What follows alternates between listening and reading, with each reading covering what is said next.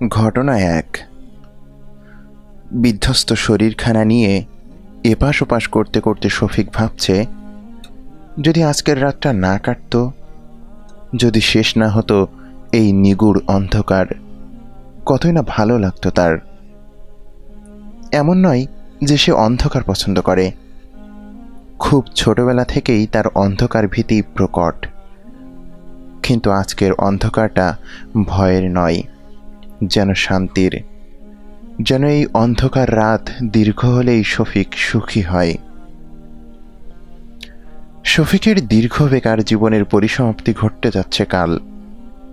পানিকলের চাকরিটা ছেড়ে দেওয়ার পর অনেক লম্বা একটা সময় তার কপালে আর কোনো চাকরি জোটেনি।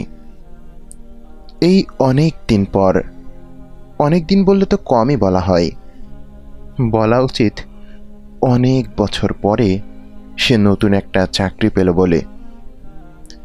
এতগুলো বছর পরে নতুন চাকরি হাতে পেয়ে শফিকের উৎফুল্ল হওয়াই উচিত ছিল, কিন্তু সে জানে রাত পেরুলেই তাকে পরিবার পরিজন ছেড়ে পাড়ি জমাতে হবে সেই সুদূর ঢাকায়। স্ত্রী রেহেনা, একটা মাত্র মেয়ে আফরোজা আর বৃদ্ধ মা বাবাকে ছেড়ে কিভাবে যে দিনগুলো কাটবে সেই চিন্তায় সারাটা রাত ঘুমোতে পারেনি সে। নতুন চাকরি, তাও আবার ঢাকার বুকে, যেখানে একটা পদের জন্য হাঁ করে থাকে হাজারটা মুখ, সতৃষ্ণ দৃষ্টি রেখে অপেক্ষায় থাকে হাজারখানেক চোখ। চাকরির জন্য চাতক পাখির মতন উদ্গ্রীব হয়ে থাকা এমন মানুষদের ভিড়ে কখন শফিক নিজেকে প্রতিষ্ঠা করবে আর কখন পরিবার নিয়ে থিতু হতে পারবে শহরের বুকে, তা সে জানে না। মফস্বল থেকে উঠে আসা এক নিতান্ত সরল যুবকের জন্য যেখানে টিকে থাকাটাই দুষ্কর, সেখানে ঘর বাঁধার স্বপ্ন দেখাটা খানিকটা বিলাসিতাই বটে। শফিকের ঘুম আসছে না কোনোভাবেই। মেয়েটার দিকে ফিরে ফিরে তাকাচ্ছে সে।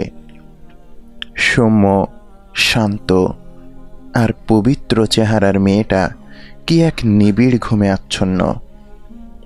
শফিক আলতোভাবে আফরোজার গায়ে হাত বুলায়, নিবিষ্টভাবে বুজে থাকা চোখের পাতা দুখানায় চুমু খায় বারবার। আফরোজাকে ছাড়া কতগুলো দিন তাকে থাকতে হবে তা ভাবতেই ধড়াস ধড়াস করে ওঠে তার হৃৎপিণ্ড। এই বিচ্ছেদ ব্যথা সইবার জন্যে এখনই শফিক প্রস্তুত নয়।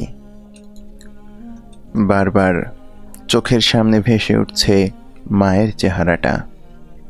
রুগ্ন শরীর নিয়ে প্রতিদিন দরজার কাছে শফিকের আগমনের পথ চেয়ে বসে থাকত যে মহিলা, কাল হতে তার ছুটি। ছুটি বাবারও। ছেলের ফিরতে দেরি হলে ভগ্ন শরীর সমেত মোড়ের সামনে দাঁড়িয়ে থাকা অলিখিত যে দায়িত্ব তিনি বহু বছর ধরে পালন করে চলেছেন, কাল তার আশু সমাপ্তি। আর স্ত্রী রেহানা, যাকে হৃদয় উজাড় করে ভালোবাসে শফিক, যার সাথে কেটে গেছে তার অযুত রাত্রি, নিযুত প্রহর, তাকে ছাড়া শফিক বাঁচতে পারবে? ভালোবাসা, রাগ আর অভিমানের এই সংসারে রেহানার সাথেই তো তার নিত্য বোঝাপড়া।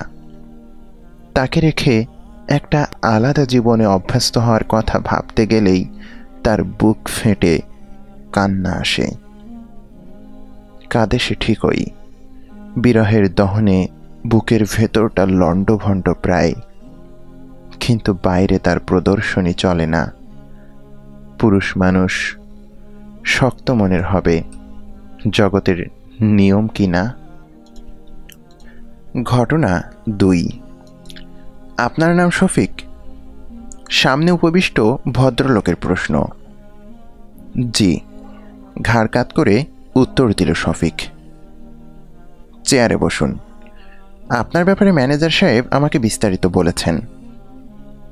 নীল শার্ট পরা লোকগুলো কথাগুলো বলতে বলতে ডেস্কের ওপর থাকা কাগজের স্তূপ থেকে একটা কাগজ টেনে নিয়ে মুখের সামনে ধরলেন।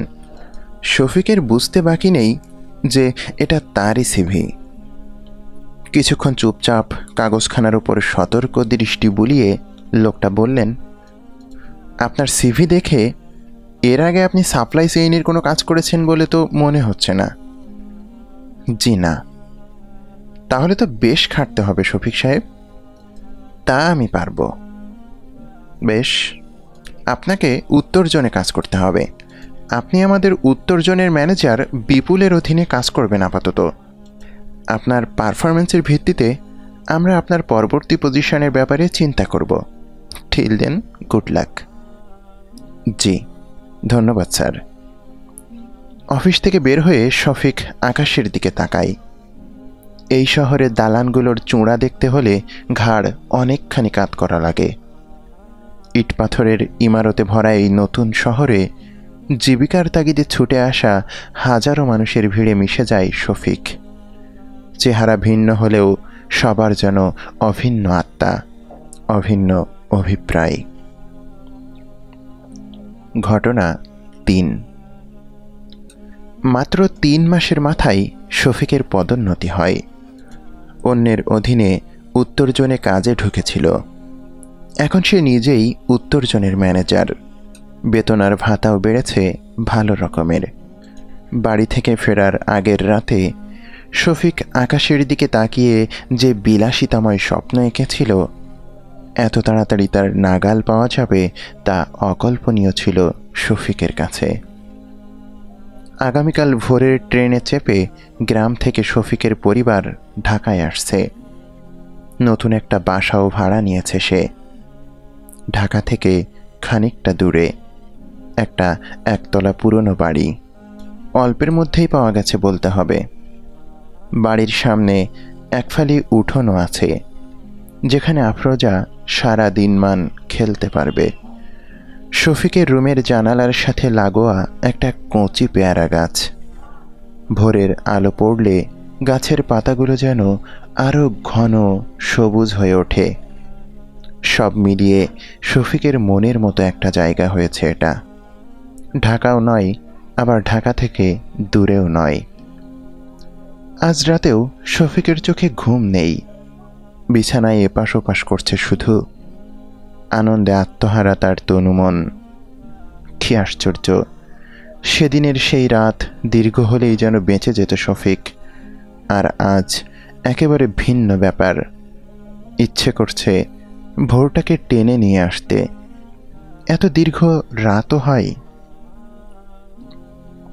ঘটনা ৪। বেশ ভালো মতোই কাটছিল দিনগুলো। আফরোজার জন্য স্কুল খোঁজারও তোড়জোড় শুরু হয়েছে। বাবা মা আর স্ত্রী সন্তান নিয়ে একটা সুখের সংসার গড়ে উঠেছে শফিকের। যে সংসারের স্বপ্ন বুকে চেপে সে ঢাকা শহরে পা দিয়েছিল, এই শহর তাকে এত তাড়াতাড়ি আপন করে নেবে তা ছিল শফিকেরও ভাবনার অতীত। এরই মাঝে পৃথিবী জুড়ে একটা গোলমাল শুরু হলো। এটাকে বিশ্বযুদ্ধ না বলে তার চাইতে গুরুতর কোনো নামে অভিহিত করা যায়। পৃথিবীর অন্যতম ঘনবসতিপূর্ণ দেশ চীনে আবির্ভাব হয়েছে এক নতুন ভাইরাসের। কত ভাইরাসই তো প্রকৃতি জুড়ে ছড়িয়ে ছিটিয়ে আছে, কিন্তু এই ভাইরাস সেরকম নয়। দুনিয়া জুড়ে মহামারী বাঁধিয়ে দেওয়ার ক্ষমতা সম্পন্ন এই অণুজীব হা রে রে করে তেড়িয়ে এলো পৃথিবীর মানুষগুলোর দিকে। অচল হয়ে পড়ল গোটা দুনিয়া। থমকে গেল প্রাণ চাঞ্চল্যে ভরা পৃথিবী। চার দেয়ালের মাঝে বন্দী হয়ে পড়ল মানব সভ্যতা। গোটা দুনিয়া যখন গুটিয়ে এলো, সেই তালিকা থেকে বাদ যায়নি ঢাকাও।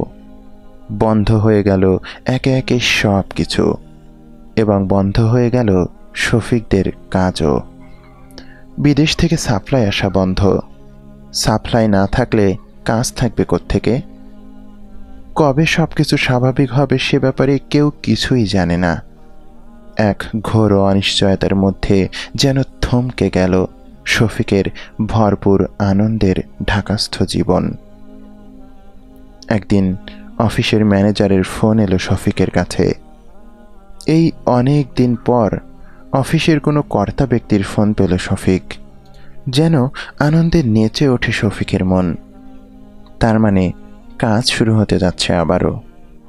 জীবনের ছন্দে ফিরে যাওয়ার কামনায় অস্থির শফিক ফোন তুলতেই ও প্রান্ত থেকে একটা মোটা স্বর ভেসে এলো। শফিক সাহেব বলছেন, জি স্যার। ভালো আছেন? জি স্যার, ভালো। নীরবতা নেমে আসে দুজনের মাঝে। কারো মুখে কোনো কথা নেই আর। শফিক কান পেতে আছে একটা আকাঙ্ক্ষিত সুখবরের আশায়। একটু বাদে ওপাশের মোটা কণ্ঠস্বরের অধিকারী ব্যক্তিটি বললেন, আপনাকে একটা কথা বলতে হচ্ছে শফিক সাহেব, কিছু মনে করবেন না। আমরা তো সাপ্লাই বেসড প্রতিষ্ঠান। একটা সমস্যায় পড়ে গেছি, তা বুঝতে পারছেন।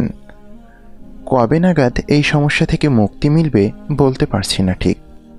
আর এদিকে কোনো কাজ না উঠে এলে এতগুলো কর্মীর বেতন চালিয়ে যাওয়াটাও আমাদের জন্য এক প্রকার দুঃসাধ্য। তাই অফিস থেকে কিছু কর্মীকে ছাঁটাই করার সিদ্ধান্ত নেওয়া হয়েছে। দুঃখজনকভাবে আপনাকে আর আমরা চাকরিতে রাখতে পারছি না।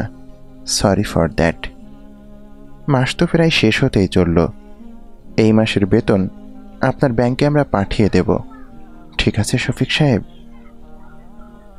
একেবারে এক নিঃশ্বাসে কথাগুলো বলে গেলেন ভদ্রলোক। শফিক কেবল শুনে গেছে। এমন অবস্থায় কি আর বলবে সে? পায়ের নিচ থেকে বালি সরে গিয়ে যে অতল গর্ত তৈরি হয়, শফিকের মনে হলো সে এমন কোনো গর্তে নিমজ্জিত হচ্ছে ধীরে ধীরে। ঘটনা 5। ঢাকা থেকে খানিকটা দূরে একটা একতলা পুরনো বাসা। বাসার সামনে এক ফালি উঠোন, যেখানে আফরোজা ধুলোয় মাখামাখি হতো সারাদিন। হর্ন বাজাতে বাজাতে একটা পিকআপ এসে দাঁড়ালো বাসাটার সামনে। আস্তে আস্তে ঘরের সমস্ত আসবাবপত্র উঠে গেল সেই পিকআপে। বাইরে বেরিয়ে এলো রেহানা, আফরোজা আর শফিকের বাবা মা। বাইরে বেরিয়ে এলো শফিকও। শফিকের চোখ আটকালো একটা জায়গায়। কোন ফাঁকে বাড়িওয়ালা এসে তার ঘরের ওপরে যে টুলেট লাগিয়ে গেছে সে টেরও পায়নি। ঝুলন্ত সেই টুলেট বোর্ড যেন অদূরে তাকিয়ে আছে নতুন কোনো শফিকের আশায়, যে এক বুক স্বপ্ন নিয়ে ঢাকায় পা রাখার প্রহর গুনছে।